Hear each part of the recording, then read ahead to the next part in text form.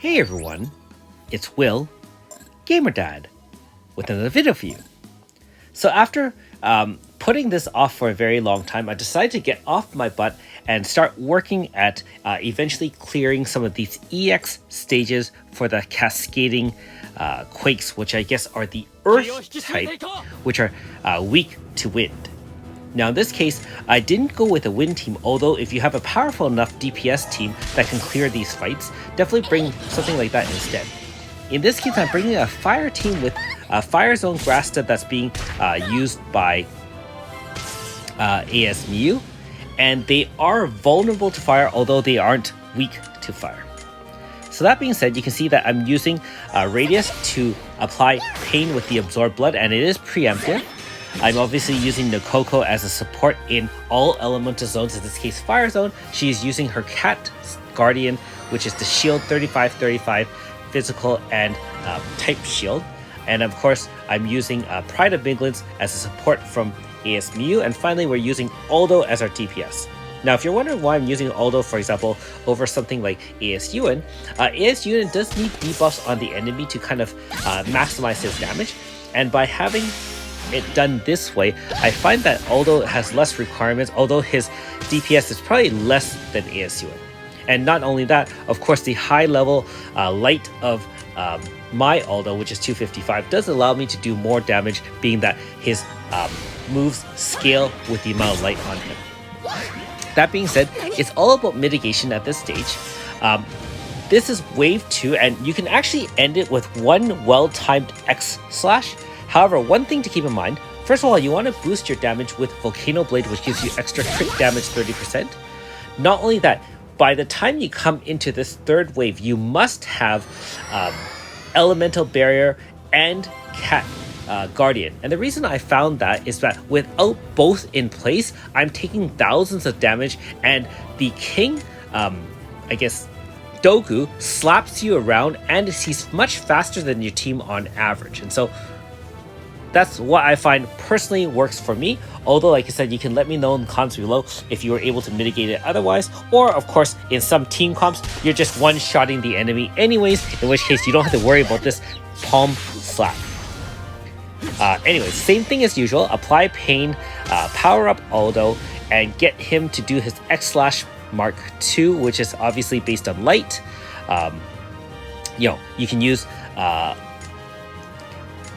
the Nokoko to heal if necessary, and just keep your shields and buffs and debuffs on the enemy. In this case, you can see I'm not actually running a power and int debuffer. I'd rather just be using 2 shields, and it seems to be enough mitigation wise. I also do have Pry in the back, and you'll see what his useful use is on wave 4. I can also say that with wave 1, there is some RNG because the Earth crystals kind of attack random enemies, and they are 2000 fixed damage unmitigatable. And so if they do slap 2 hits on the same unit, you'll have to restart. So you can find an alternate strategy to rage the enemy so that they all land on one enemy, provided you have enough HP to tank 2 hits plus possibly a third one from Helena. Alright, these Death Ogres are ugly beasts, and fighting them is ugly too. They have 2 HP stoppers, one at 50%, one at 25%. When you trigger them, they do AEF finisher, so to speak, and it does thousands and thousands of damage. And so the only way to really survive it is to use something like Pry to kind of tank it. Otherwise, or if you use something like I'm guessing maybe AS Bertrand or even the new Garen Barrel, turn 1 to kind of prevent all damage for 1 move.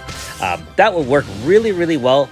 For this, being that the HP stopper hit is essentially big damage. Not only that, but each of the ogres will now, after the HP stopper for the first one, will attack you with 2 physical attacks each for a total of 4 attacks, which can actually do 2000 plus each hit. So I really did find that Pry is very useful here.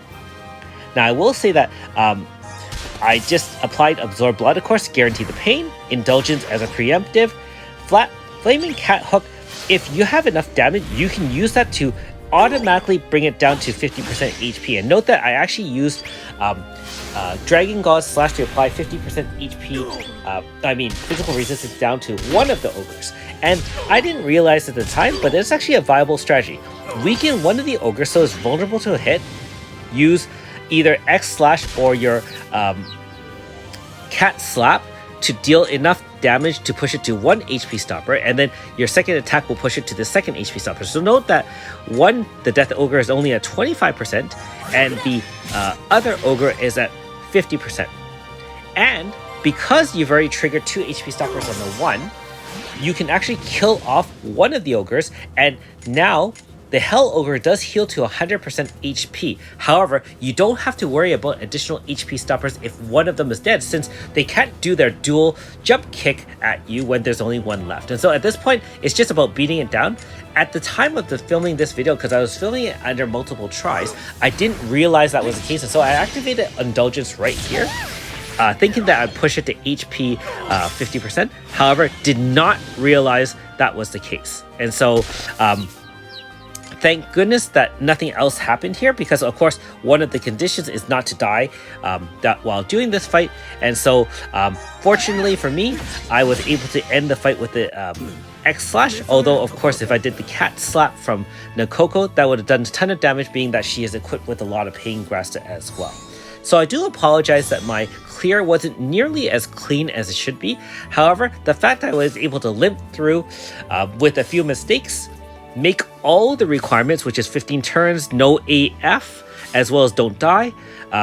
Hey, I'm not going to redo it again, although like I said, it'd be fun to redo it once having more and more powerful units in the future. Anyways, hopefully you have at least attempted some of these, if not finished all of them.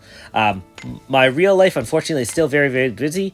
And so I'm not able to nearly concentrate as much time to figure out these strategies as before.